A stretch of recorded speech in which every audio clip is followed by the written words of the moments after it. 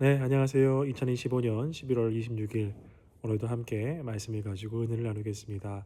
오늘 본문은 느헤미야서 6장 15절부터 7장 4절까지의 말씀을 가지고 한번 살펴보려고 합니다. 여러분, 하나님께서는 일하시는 하나님이시죠. 지금까지의 역사를 이끌어 오시고 또한 이 모든 것들을 이루신 하나님. 그런데 여러분, 하나님께서는 어떻게 일하시고 어떻게 이루실까? 하나님의 일하시는 방식이 무엇일까? 우리는 한 번쯤은 생각해 보게 됩니다. 그런데 하나님께서 직접적으로 일하시는 경우, 즉 하나님이 직접 나서셔서 개입하셔서 정말로 역사적인 또한 기적적인 그 무엇인가를 이루시는 경우도 있지만, 그것보다는 대체로 그리고 거의 모든 경우에 있어서 하나님은 사람을 통해 일하십니다. 사람을 통해서 한 나라를 세우기도 하시고 이끌어가기도 하시고, 또한 거창한 일이 아니다 할지라도 사람을 통해서 누군가를 위로하시고 세우시고, 이처럼 하나님께서 직접적으로 일하시기보다는 사람을 통해서 하나님께서 작정하신 또한 뜻하신 그 모든 일들을 이루어 가신다라는 것입니다.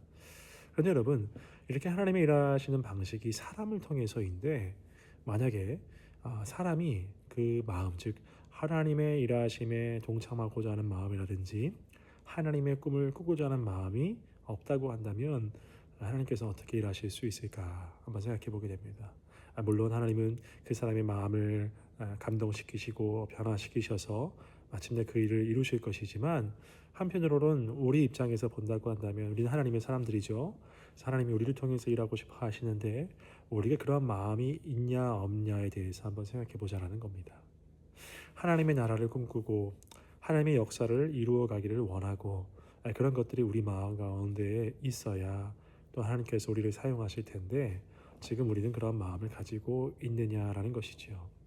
느헤미야라는 사람을 우리가 함께 살펴보고 있습니다.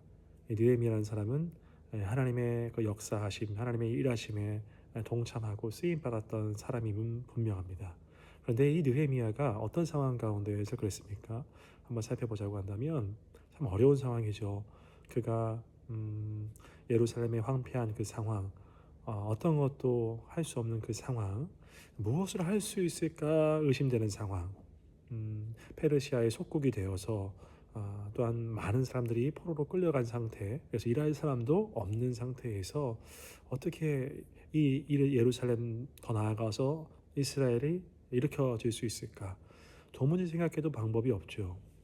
하지만 느헤미야의 마음 가운데에는 슬퍼하는 마음과 더불어서 다시금 부흥, 다시 일어나는 것이 부흥이죠. 일어나고자 하는 그 마음이 있었습니다. 그래서 그는 하나님의 그 꿈을 꾸게 되지요. 지금까지 우리가 느헤미야를 살펴보았지만 어떤 일들이 있었습니까? 느헤미야가 술관원이었을 때에 그 자리에 만족하지 아니하고 왕에게 가서 슬픈 기색을 띠고 있었을 때, 하나님께서 그 마음을, 왕의 마음을 감동시키셔서 느헤미야를 예루살렘의 총독으로 파견케 하시고, 모든 어떤 제목들, 성벽 공사에 필요한 것들을 제공케 하시고, 또한 여러 가지 방해, 또한 대적들의 공작들이 있었지만, 그러나 이 느헤미야라고 하는 지도자를 통해서 백성들이 하나가 되어지고 화합하고, 또 이 지도자를 신뢰하는 그 과정을 통해서 성벽을 이루어갑니다.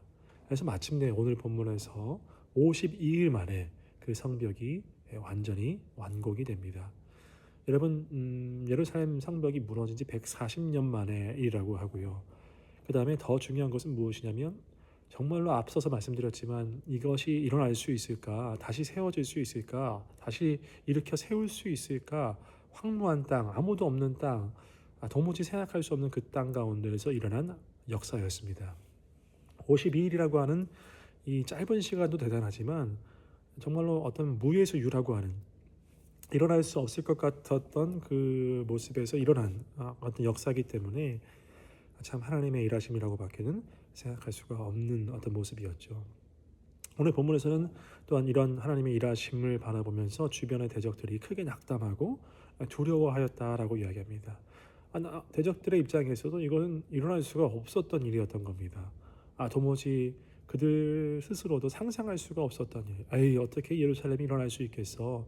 이스라엘이 어떻게 다시금 회복될 수 있겠어?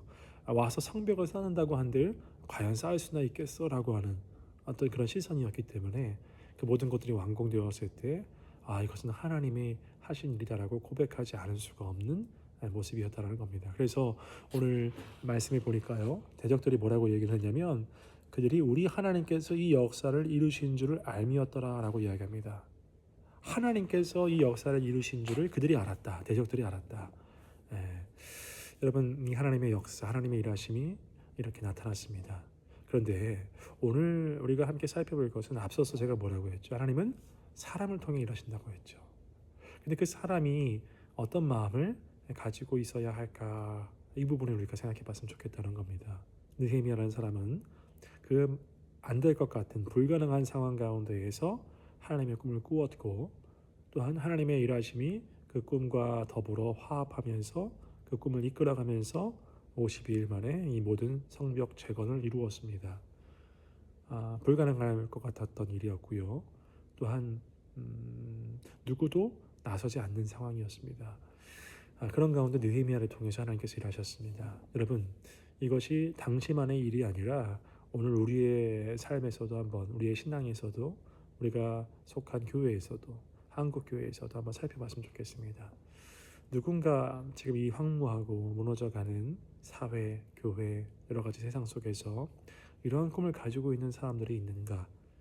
나는 그런 꿈을 꾸고 있는가를 한번 되돌아보았으면 좋겠다라는 이야기입니다. 안 되겠지, 해봤지만, 또 상상해봤지만 불가능한 일이야, 안 될 것 같다라고, 또한 이 정말 오랜 세월 동안 고정되어 있는 어떤 이런 상황들이 변할 수 없을 것 같다라고 우리는 많이 생각하고 해보려고 하는 어떤 꿈과 계획도 갖지 않고 우리의 삶의 번번이 급급해서 살아가는 경우가 참 많습니다. 그러나 하나님께서는 일하고 싶어 하시는데 우리에게 그것이 없다고 한다면 하나님께서 어떻게 그 일을 이루실 수 있을까? 물론 하나님 사람의 마음을 바꾸실 겁니다. 지금 우리의 마음도 바꾸실 줄 믿습니다. 그런데 우리 편에서도 그 하나님의 꿈을 꾸고 하나님의 비전을 갖는 사람들이 필요하다는 것이죠. 한번 우리의 마음을 되돌아봤으면 좋겠습니다. 나는 어떤 생각을 가지고 살고 있는가? 하나님을 이용하려고 하는 내 삶의 어떤 잘됨을 바라면서 하나님께만 구하고 있는 신앙에 머물러 있지 않은가를 한번 되돌아보면서 느헤미야처럼 이 무너져가는 한국 사회와 한국 교회 가운데에 주님, 내가 다시금 일으켜 세워지는 데 있어서 쓰임받기를 원합니다. 나를 통해서 주님 일해주세요. 하나님이 일하시면 52일 만에 성벽이 재건된 것처럼 내가 속한 공동체, 가정, 교회, 학교, 세상, 이 모든 것들이 다시 하나님의 나라로 세워질 줄을 믿습니다. 라고 하는 그 마음이 생기고 그것을 통해서 하나님께서 일하셨으면 좋겠습니다. 그것을 꿈꾸며 소망하는 우리 모두가 되기를 주님의 이름으로 축복합니다.